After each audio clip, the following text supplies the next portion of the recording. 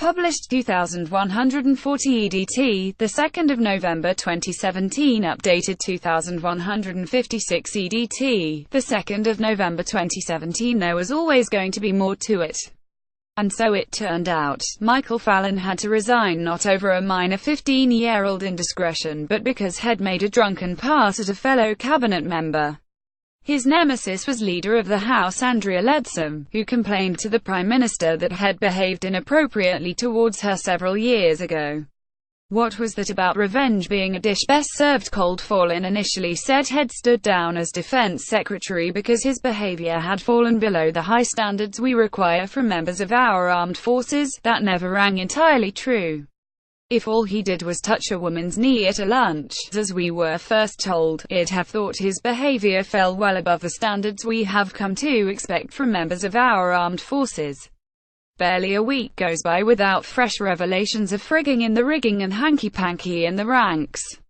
If non-consensual knee contact is now regarded as a court-martial offense, there wouldn't be a warship left afloat, nor a fighter jet in the sky, and most of our SOLRS would be banged up in the crimes wing of the glass house.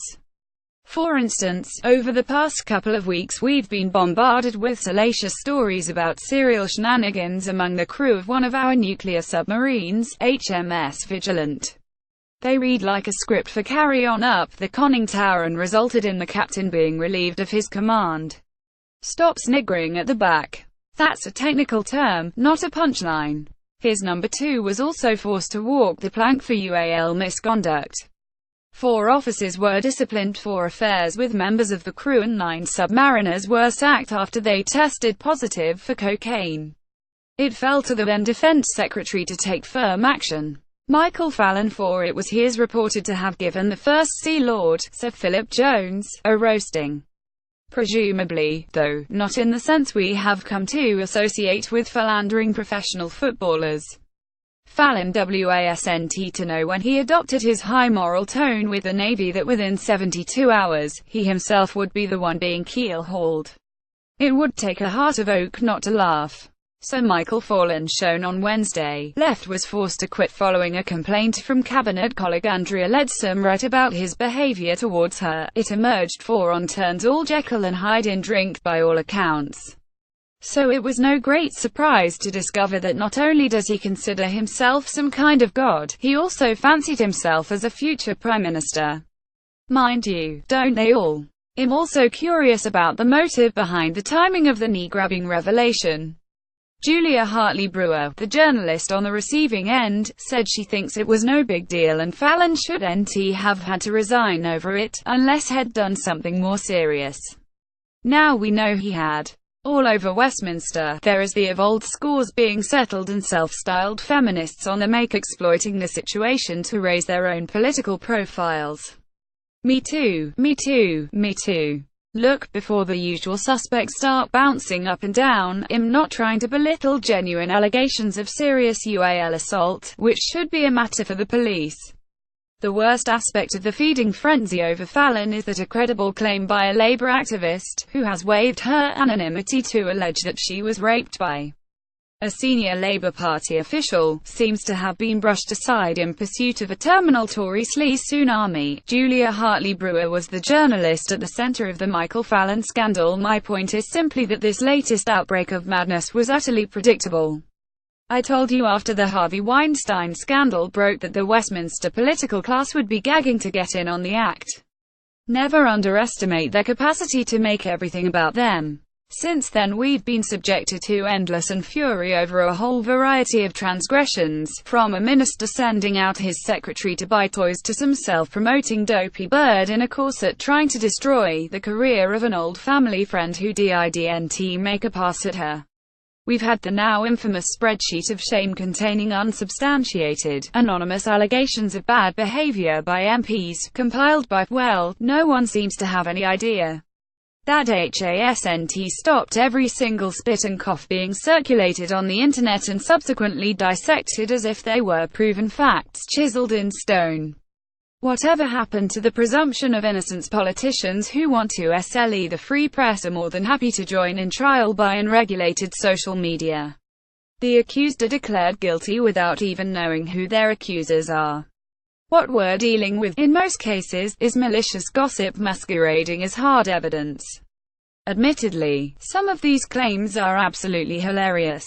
I particularly enjoyed the minister who is supposed to make his subordinates vacuum the carpet in their underwear while wearing women's perfume. I think that's right. And I didn't know that female Minister X had been enjoying a bit of extracurricular rumpy-pumpy with a fellow Tory MP. If it's true, and she hasn't denied it, you can't help wondering why she looks so miserable all the time. Nor did I know that the same MP had also been squiring another female minister. That might not be true, either, since tittle-tattle is being conflated with proof of serious wrongdoing. What's undeniable is that some men abuse their positions of power to coerce favors from female subordinates. Mr. Fallon, MP for Sevenoaks, is pictured during Prime Minister's questions on Wednesday, sitting on the front bench for the final time. It's also true that some women are not averse to using their wiles to their own advantage. Lines get blurred. On HMS Vigilant, the captain and some of his senior officers overstepped the mark and had to be dealt with for breaches of military discipline. But, cocaine snorting aside, what else did the Ministry of Defense expect when they insisted on fit young men and women serving alongside each other in a confined space for months on end? The same goes for Westminster, as insular an institution as any nuclear submarine. Men and women of differing status are thrown together, awash on a sea of subsidized alcohol, with inevitable consequences. That doesn't excuse genuine bad behavior. But, for heaven's sake, can we stop getting everything out of proportion? Is it too much to hope that the political class grows up and stops behaving like a cross between a Melville torchlight lynch mob and a bunch of soppy schoolgirls bitching away on social media? What we've seen at Westminster this week is life imitating Twitter, lurid allegations presented as gospel and posturing politicians queuing up to parade their virtue. Meanwhile, the Prime Minister has been preoccupied with this nonsense and forced into a cabinet reshuffle, when she should be concentrating on the biggest political challenge of the past 50 years, getting us out of the EU in one piece. Never mind carry on up the conning tower, it's time to bring down the curtain on the longest-running farce in town, carry on up the Commons. Prince Charles has been photographed in Singapore with something called a V8 Absolute, which turns out to be a vacuum cleaner. Funny, I always thought V8 and Absolute were essential ingredients for a perfect Bloody Mary. Sweeney Goes to Hollywood. Look back in. Amber could have been reading from this column when she told the old Bill to stop bleating about the cuts and concentrate on nicking a few villains. While she was at it, the Home Secretary might have insisted they cease wasting a fortune on high-profile investigations that are going nowhere. It's not just the political class which has rode in on the Harvey Weinstein scandal. I predicted a couple of weeks ago that Scotland Yard would get involved, even though there was zero chance a film producer would ever stand trial or serve time in Britain. Lo, this week, it came to pass. The Yard announced it was setting up a special Weinstein squad, called Operation Kagayak. Apparently, Kagayak is the name of a volcano in Alaska. Why not just call it Operation We're All Off to Hollywood on expenses? The death of Derek "Red" Robbo Robinson, former Communist Union convener at British Leyland, brought back a few memories. For a couple of years in the mid to late 70s I was the industrial correspondent of the Birmingham Evening Mail, reporting on the anarchy Robinson wreaked upon the motor industry. Robbo made it to 90, which is more than can be said for British Leyland, the nationalised conglomerate he pretty much helped strangle at birth with a plague of strikes and goslows. Longbridge BL's biggest plant was more of a museum than a car factory, a byword for overmanning, restrictive practices and clapped-out machinery.